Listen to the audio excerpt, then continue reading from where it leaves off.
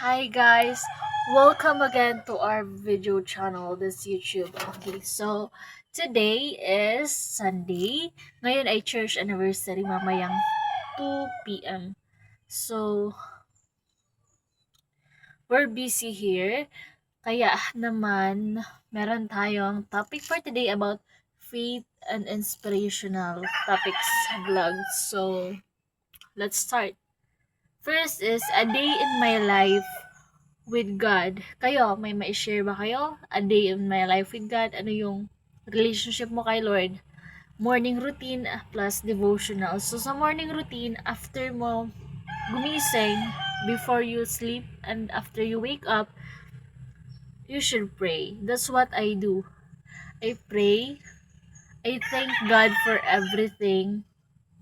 And I recognize Him in my life. I recognize His presence, accept deliverance, faith goals. Tapos, I usually read Bible if after the time I pray for my devotion so that I can understand His word. I can hear His voice, His message. Yeah. Bible verse reflection. Yan yung ginagawa ko. Like, I read Psalms, which is awit. Kasi nandun yung mga word ni Lord na sa pagpupuri sa Kanya. And how to grow spiritually in 2026. Mas kumapit ka kay Lord. Para mag-grow ka, huwag kang bumitaw. If you are feel abandoned or I feel na let go ka na to, nasa sayo yan. But I can say na magpatuloy ka sa Diyos. Magpatuloy ka kay Lord kasi without Him, you can do nothing. Faith plus heartbreak healing story. Marami. Kasi nasa breaking season ka, nire-refine ka ni Lord, pinapaganda ka, ang ingay ng manok. In your heartbreak, dyan rin nabibuild yung faith mo kay Lord. Dyan mas nagiging strong yung relationship mo sa Kanya.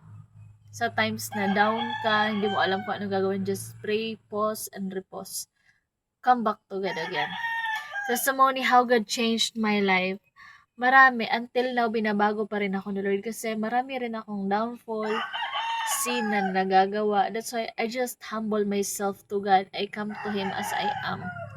Christian girl, talk love, waiting season, and purpose. Sa love, as you rush, don't rush. You know what I mean? People come and go, but right person stay.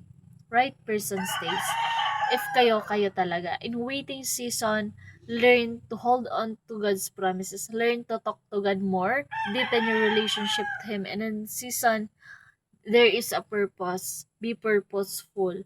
Huwag kang bibitaw. Magpatuloy ka lang, kapatid. God bless.